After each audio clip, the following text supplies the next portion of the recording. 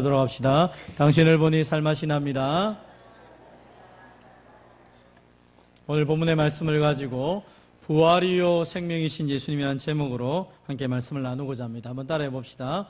부활이요 생명이신 예수님. 예수님을 어떻게 아느냐? 그것은 우리의 생애에 아주 중요한 문제라고 그랬습니다. 예수님을 아는 만큼, 예수님을 경험하는 만큼 우리의 인생은 달라지게 됩니다. 예수님을 생명의 떡으로, 예수님을 세상의 빛으로, 양의 문으로, 선한 목자로 믿고 살아간다면 우리의 인생은 하나님이 주시는 그 은혜 속에서 늘 감사하며 살 수밖에 없을 것입니다. 하나님 우리를 인도하시고 보호하시고 또 우리를 밝히 인도하셔서 때를 따라 함께 하시며 모든 필요를 채워주실 것입니다. 그 하나님께서 오늘 또 예수님을 통하여 예수님이 부활의 생명이신 것을 우리에게 말씀을 하고 있습니다. 예수님을 부활이요 생명이라고 믿는 것은 우리에게 어떤 은혜가 있습니까? 한번 따라해 보겠습니다. 예수님 안에서 위기가 기회가 됩니다. 예수님 안에서 위기는 기회가 된다는 것이죠. 오늘 본문에 보면 우리가 잘 아는 것처럼 베다니에 있었던 하나의 사건입니다. 거기에 어떤 병자가 있었는데 그 병자는 마리아와 마르다의 오빠가 됩니다. 그의 이름은 나사로라고 말합니다. 이름의 뜻대로 그는 하나님께도 사랑을 받았을 뿐 아니라 예수님에게도 사랑을 받으며 살아가고 있습니다. 그런데 어느 날 이 나사로가 병이 들었다는 것입니다. 하나님께서도 사랑하시고 예수님이 특별히 사랑하는 이 나사로가 병이 들었습니다. 그래서 이 병이 들었기 때문에 마리아와 마르다는 예수님에게 빨리 사람을 보내어서 오셔서 우리 오빠를 낫게 해달라고 요청을 합니다. 그런데 놀라운 것은 이 예수님이 이 마르다와 마리아의 소식을 듣고 나사로를 고치기 위해서 가셔야 되는데 그렇지 아니하고 나사로가 병들었다는 소식을 듣고 난 이후에 이틀을 더 유하고 계십니다. 지금 예수님이 계신 장소와 마리아, 마르다, 나사로가 있는 장소는 이틀이라는 시간이 걸릴 만큼 거리가 있는 장소였습니다. 이틀을 가야 되는데 빨리 가셔야 됨에도 불구하고 예수님이 빨리 가고 있지 않다는 것입니다. 우리는 사랑하는 사람이 병들었다, 사랑하는 사람이 아프다고 하면 빨리 가서 위문하고 그를 격려해 주고 싶은 것이 인지상정입니다. 그런데 예수님은 특별히 오늘 이틀을 더 유하고 계시는 것입니다. 보통 같으면 그냥 가셔서 빨리 처리를 하셨을 텐데 예수님이 가지 않고 있는 것입니다. 왜 이틀을 유하고 계실까요? 이틀을 지나고 난 이후에 이제 예수님이 그 걸음을 걷기 시작하려고 합니다. 제자들에게 말합니다. 나사로가 잠들었다. 우리가 깨우러 가자. 그러니까 제자들은 생각합니다. 나사로가 너무 몸이 아프다가 이제 몸이 좀 나아서 편안하게 쉬고 있구나라고 생각했습니다. 그러나 예수님은 말하고 있는 것입니다. 아니다. 나사로가 지금 죽었다. 나사로가 죽었는데 내가 나사로를 깨우러 가겠다라고 말하는 것입니다. 그러면서 내가 거기 있지 아니한 것을 너희를 인하여서 기뻐한다. 내가 이 일을 인하여서 너희에게 큰 믿음을 줄 것이다 라고 말씀을 하고 있습니다.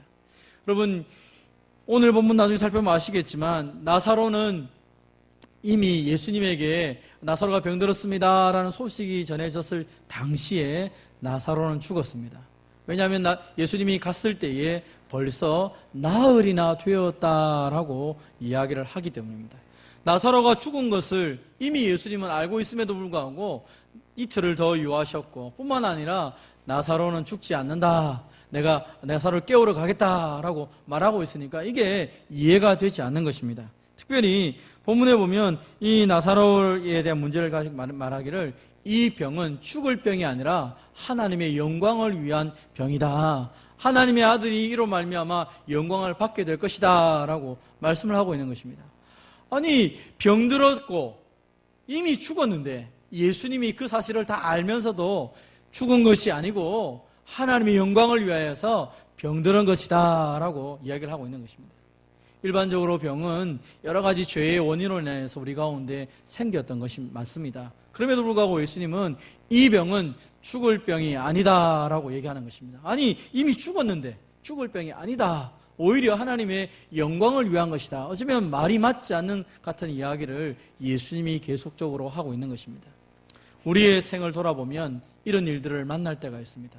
분명히 예수님이 하신 말씀하고 오늘 내가 만나는 상황이 전혀 다름에도 불구하고 하나님의 말씀은 여전히 계속적으로 우리에게 상황과 다른 말씀을 주실 때가 있는 것입니다.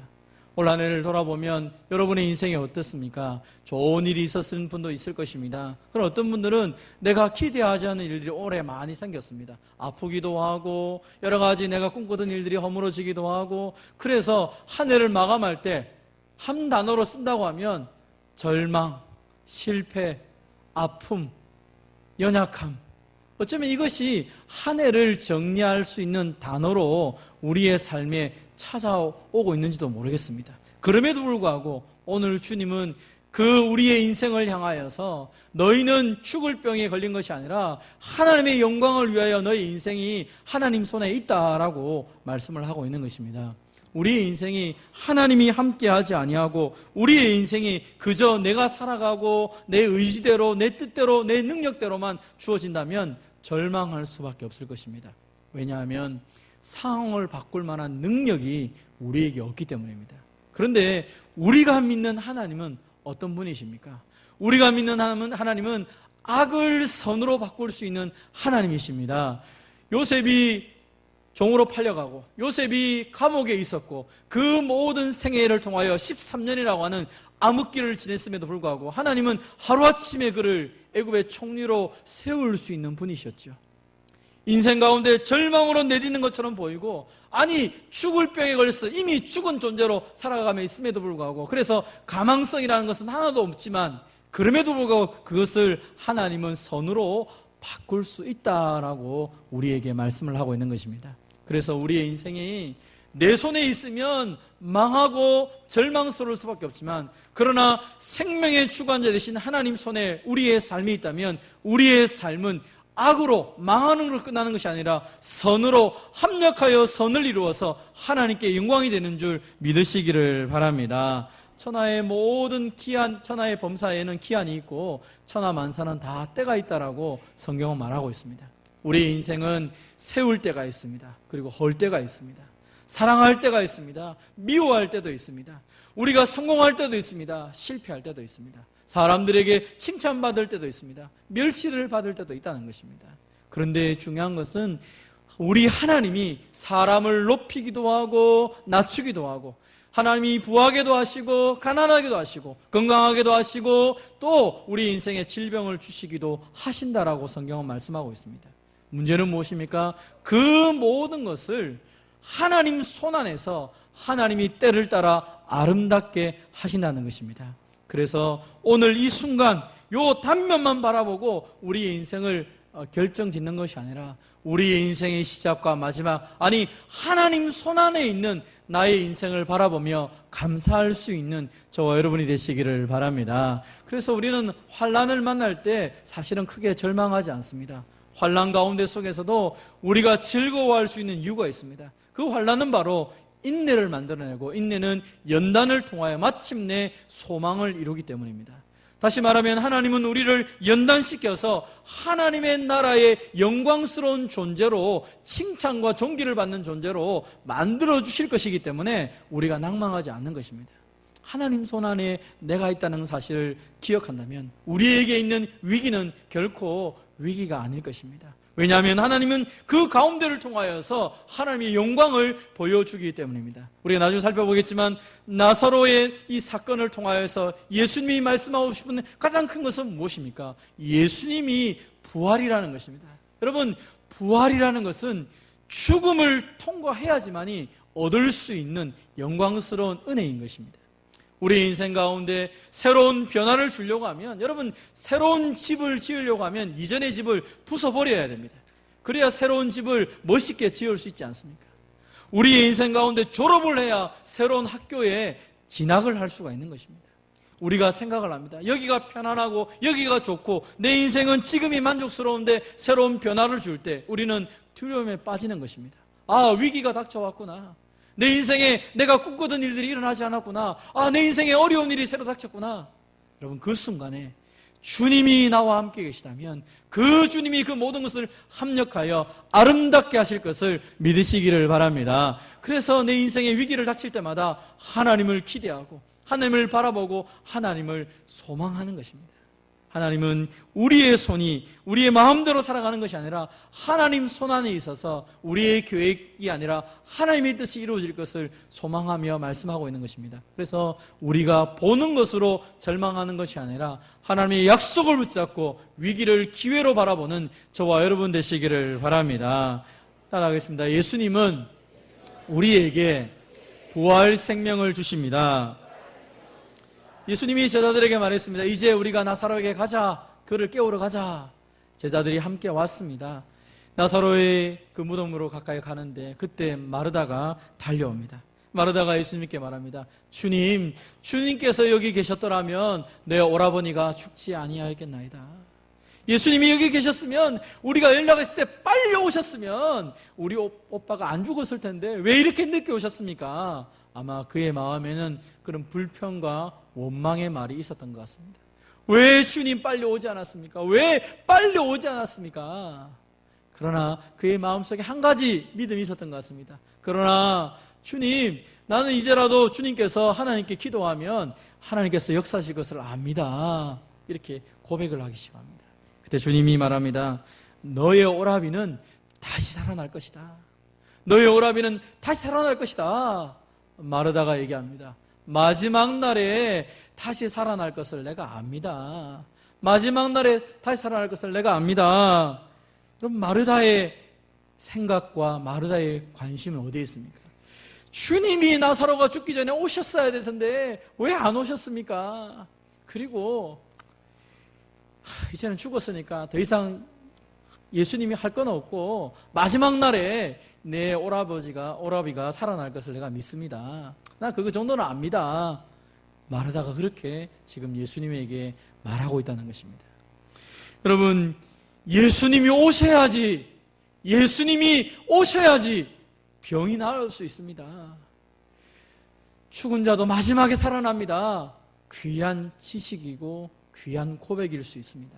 그런데 예수님은 이 마르다의 고백에 만족하지 않습니다. 오히려 예수님은 명확하게 얘기합니다. 나는 부활이요 생명이니 나를 믿는 자는 죽어도 살겠고 무릇 살아서 나를 믿는 자는 영원히 죽지 아니하리니 이것을 네가 믿느냐라고 질문합니다.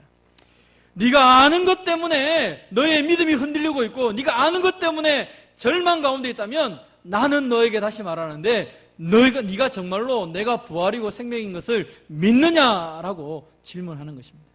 예수님에 대한 많은 지식이 있습니다. 예수님에 대한 많은 생각이 있습니다. 성경에 대한 많은 지식을 갖고 있습니다. 그러나 정작 그것이 믿음으로 연결되지 않고 머릿속에만 머물러 있으면 오히려 근심하고 걱정하는 것입니다. 주님이 오셨으면, 주님이 역사하셨으면, 주님이 어떻게 했으면 뭐가 바뀌었을 텐데 왜 안 하셨습니까? 라고 내가 가지고 있는 그 생각으로 예수님과 하나님과 성령님을 제한한다는 것입니다.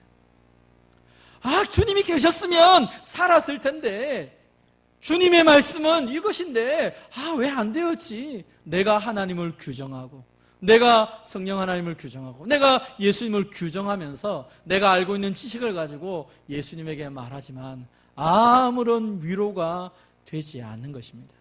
나중에 다시 살아날 거 내가 압니다. 예수님이 그에게 원하시는 것은 무엇입니까? 너의 그 지식이 아니라 네가 정말로 그것을 믿고 오늘 그 부활의 능력을 네가 경험하고 있느냐? 나를 믿는 자는 죽어도 산다. 무릇 살아서 나를 믿는 자는 영원히 죽지 않는다. 네가 이것을 믿느냐라고 질문을 하고 있는 것입니다. 사랑하는 성도 여러분, 여러분은 성경에 있는 말씀들을 알고 그것으로 만족하고 있습니까? 아니면 이 성경의 말씀을 정말로 믿음을 통하여 오늘 그것을 내가 현장에서 누리며 살아가고 있습니까? 인생의 모든 문제는 예수님을 통하여 해결되었다라고 성경은 말씀합니다. 심지어 아무도 해결하지 못했던 죽음의 문제를 예수님이 부활하심으로 해결했다라고 성경은 말씀하고 있습니다. 여러분, 모든 인생의 문제가 다 해결되었다고 말했는데 우리는 여전히 염려하고 근심하고 걱정하고 조그마한 일을 만날 때마다 낙심하지는 않습니까? 아니, 내가 세웠던 계획이 이렇고 내가 이렇게 있는데 하나님 분명히 말씀대로 하면 이렇게 하셔야 되는데 왜 하나님 이렇게 안 하셨습니까? 오히려 말씀을 가지고 하나님 앞에 불평하고 원망하고 있지는 않습니까? 그것은 하나님을 제대로 아는 믿음의 사람의 모습이 아닌 것이죠. 예수님은 말합니다. 나중에 다시 살아날 것, 그것보다 더 중요한 것이 지금 있다. 지금 이 부활의 능력을 맛보며 살아야 되고 이것을 진짜 네가 믿음으로 받아들이고 있느냐. 우리의 인생의 문제는 사실 믿음의 문제죠. 믿음의 문제는 시간과 관련이 있습니다. 여러분, 어느 한순간에 갑자기 믿음이 팍 커가지고 큰 믿음을 가지게 됩니까? 성경에 그런 적은 한 번도 없습니다. 아브라함이 이삭을 바칠 만한 믿음이 될 때 적어도 50년 가까운 세월이 필요했던 것입니다. 많은 시행을 겪으면서 하나님이 어떤 분이신지를 점점점 알아가면서 그분을 믿고 그분에게 내 삶을 맡기기 시작하는 것이죠. 여러분, 믿는다는 것은 내 삶을 맡긴다는 의미입니다. 그것은 단순히 그냥 하나님이 이런 분이구나 머리로 이해하는 것이 아니라는 것입니다. 하나님이 내 자녀의 문제를 책임준다. 아, 그래 주실 거야. 그래 주실 거야. 그래 주실 거야. 그렇게 마음속에 생각하며 살아가는 것이 믿는 것이 아닙니다. 실제로 맡겨놓고 하나님 앞에 이 문제를 맡기며 내가 염려하지 않는 것이죠. 내 직장의 문제, 내 건강의 문제 하나님께 맡겨놓는 것이죠. 그리고 하나님이 이 문제를 해결하도록 하나님 앞에 기다리는 것이죠. 그런데 많은 경우는 맡기지만 여전히 염려하는 것입니다. 여전히 두려워하는 것입니다. 예수님이 마르다에게 믿느냐? 내가 부활이요 생명인 것을 믿느냐라고 질문했을 때 이 마르다가 고백을 합니다. 주여, 그러하이다. 주는 그리스도십니다. 주는 메시아이십니다. 세상에 오시는 하나님의 아들인 줄 내가 믿나이다. 머리로 알고 있습니다. 압니다라고 말했던 이 마르다가 이제 주님을 향하여 내가 믿습니다라고 고백하며 주님 앞에 믿음을 고백하는 것입니다. 여러분, 예배의 시작은 지식이 믿음으로 이어질 때 시작이 되는 것입니다. 그래서 우리가 예배 시간의 첫 부분에 신앙 고백을 합니다. 나는 하나님을 믿습니다. 나는 예수님을 믿습니다. 나는 성령님을 믿습니다. 라고 신앙 고백을 합니다. 여러분, 우리가 그 신앙 고백을 믿습니다. 라고 고백하면서 하나님 앞에 예배로 나아갑니다. 근데 그것이 천지를 창조하신 하나님이 오늘 내 삶의 부분을 창조하시고 인도하실 것을 머리로만 이해하고 알고만 있고 그것을 내 삶으로 믿음으로 고백하지 않는다면 그것은 단순히 지식적인 지식으로 불과한 것이죠. 아무런 변화가 없는 것입니다. 그러나 그 창조주 하나님을 나의 아버지로 믿고 고백할 때 하나님의 놀라운 창조의 능력이 우리의 삶 가운데 나타나는 것을 믿으시기를 바랍니다. 믿음은 기다릴 뿐 아니라 그 믿음은 말씀을 들음을 통하여 거기에 내 삶을 맡길 때에 현실적으로 나타나는 것입니다. 예수님이 마르다에게 부활이요 생명제를 믿느냐? 예, 믿습니다 라고 얘기를 했습니다. 이제 부활의 현장으로 가기 시작합니다. 한번 따라해 보겠습니다. 부활의 생명은 믿음의 기도를 통해 나타납니다. 예수님이 이제 나사로의 무덤에 갑니다. 그리고 그 앞에서 이야기합니다. 돌을 옮겨 놓으라. 그러니까 조금 전에 올바른 고백을 했던 마르다가 갑자기 얘기합니다. 주여, 죽은 지 나흘이 되어서 냄새가 납니다. 냄새가. 시체가 썩어져 가고 있는 냄새가 나는데 어떻게 돌을 옮겨 놓으라고 말씀하십니까? 주님, 그거 잘못된 거 아닙니까? 예수님에 대한 신앙 고백을 했던 이 마르다가 이제 전혀 다른 말을 하고 있는 것입니다. 다시 예수님이 말합니다. 내 말이 네가 믿으면 하나님의 영광을 보리라 하지 아니하느냐? 네가 믿으면 하나님의 영광을 본다고 했는데 너 왜 이 순간에 믿지 않느냐? 조금 전에 고백하지 않았느냐? 그런데 왜 이 순간에 다시 흔들리느냐라고 질문을 합니다. 예수님이 부활이요 생명이라 말했을 때 지금 현재의 그 부활의 능력이 나타난다고 말했을 때 마르다가 믿습니다, 믿습니다 말을 했다는 것입니다. 근데 정말로 무덤 앞에 서니까 마르다가 오히려 어쩌면 예수님을 염려하는 것 같습니다. 예수님, 그거 안 해도 됩니다. 우리 오라비는 죽었기 때문에 나중에 부활하면 되는데 지금 뭐 하려고 하십니까? 그의 믿음이 흔들렸었는지 예수님은 오히려 염려하여서 하지 말라고 얘기합니다. 그때 예수님이 말합니다. 네가 믿으면 하나님의 영광을 보리라고 하지 않았느냐. 다시 말하면 말로 신앙 고백을 했는데 정말 문제가 닥쳤을 때 믿음이 흔들리기 시작하는 것입니다. 사실은 어쩌면 이 마르다의 모습이 우리의 모습과 비슷한 것 같습니다. 예수님은 부활이요 생명이십니다. 나의 목자가 되십니다.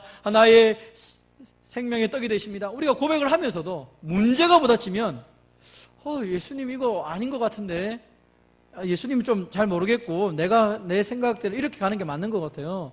다른 사람에게 좀 물어볼게요.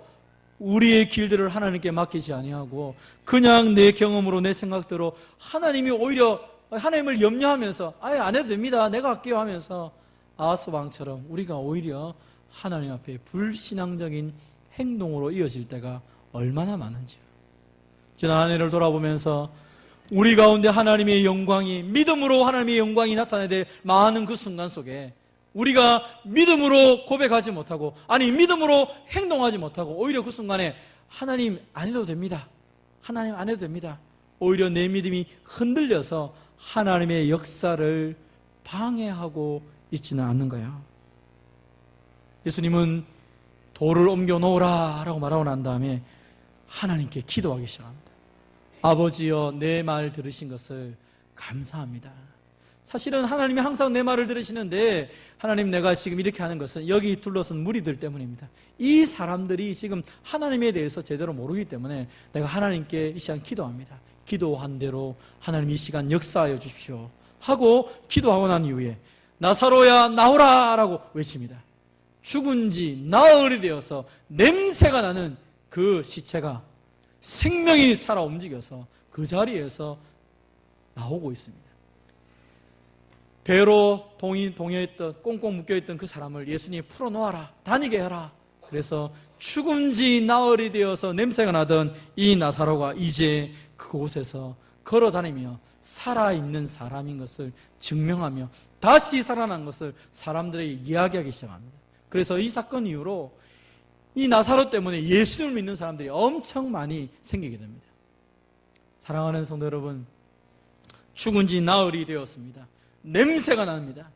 어쩌면 우리 인생에 절망 같은 일이 부닥쳐서 주님이라도 안 됩니다.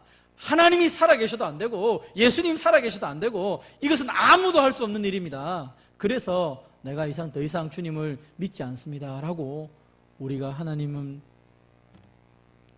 자체를 내 생각대로 판단하며 제대로 믿지 못하고 의심하며 살아갈 때가 있지 않습니까? 여러분의 삶 가운데 속에서 혹 지나온 세월 중에서 지금 내가 혹시 응답받지 않는 문제들을 통해서 아니 나는 시체가 되었습니다, 썩어져 버렸습니다, 냄새가 납니다, 이제는 안 됩니다 라고 하는 절망의 문제가 있습니까?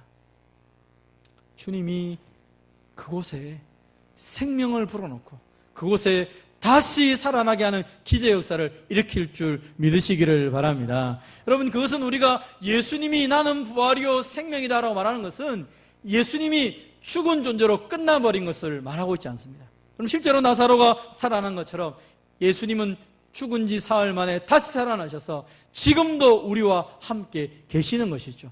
지금도 주님이 살아계시다는 증거가 무엇입니까? 우리의 기도를 들으시고 주님이 역사하신다는 것이 주님이 부활하신 증거입니다. 우리 가운데 성령님이 오신 이유가 무엇입니까? 주님이 죽었다가 부활하셨기 때문에 부활하신 주님이 승천하시면서 성령님을 우리에게 보내주신 것이죠. 지금도 살아계신 그 예수님을 믿는다면 우리는 그 믿음의 기도를 가지고 이제 우리의 삶의 현장 속에 나아가야 됩니다. 죽은 것 같은 문제, 절망의 문제가 있습니까? 주님은 우리에게 부활이요 생명이신 예수님의 이름을 가지고 나아가라고 말씀하시는 것이죠. 내가 지금 살아있다, 내가 죽음의 모든 문제를 이미 해결해 놓았다, 그 주님이 계시기 때문에 어떤 인생의 문제가 와도 두려워하지 말라라고 우리에게 말씀하십니다. 2018년 마지막 주일 오전 예배를 우리가 드리고 있습니다. 올 한 해를 지나오면서 여러분의 삶 가운데 절망스러운 것들이 있습니까? 아니면 아직도 해결되지 못해서 이제는 다 포기했습니다. 다 내려놓았습니다. 이제는 안 됩니다. 라고 말할 것들이 있습니까? 오늘 주님이 이 말씀을 통하여서 우리에게 도전하시는 것은 무엇입니까? 썩어서 냄새가 나는 문제가 있느냐? 그러나 거기에 나를 초청하라. 내가 부활의 능력으로 임재하여서 그 모든 문제를 해결하며 너와 동행하며 너에게 생명을 주겠다라고 약속을 하는 것입니다. 2019년도를 우리가 나아갑니다. 어떤 모습으로 나아갑니까? 부활의 주님의 그 생명의 능력을 가지고 나아가는 것입니다. 주님이 계시는데, 생명의 주님이 계시는데, 죽음의 문제를 해결하신 분이 나와 함께 계시는데 무엇을 두려워하며 낭망하며 무엇을 주저하느냐 우리에게 말씀하시는 것입니다. 사랑하는 성도 여러분, 여러분에게 막혀있는 것들, 여러분의 인생 가운데 위기다, 안 된다, 끝이다, 이제는 끝났다. 부활의 주님이 함께 하심으로 생명을 불어넣고 그 부활의 주님이 함께 하심을 통하여 살아나게 하는 역사가 있을 것입니다. 올 한 해 동안 우리에게 나타냈던 모든 것들을 이제 하나님께 다 맡겨봅시다. 그리고 2019년도 이제 새롭게 시작하면서 부활의 능력이신 주님이 내 인생을 책임져 달라고 그분 함께 믿음으로 기도하며 나가는 저와 여러분 되시기를 주님의 이름으로 축원드립니다.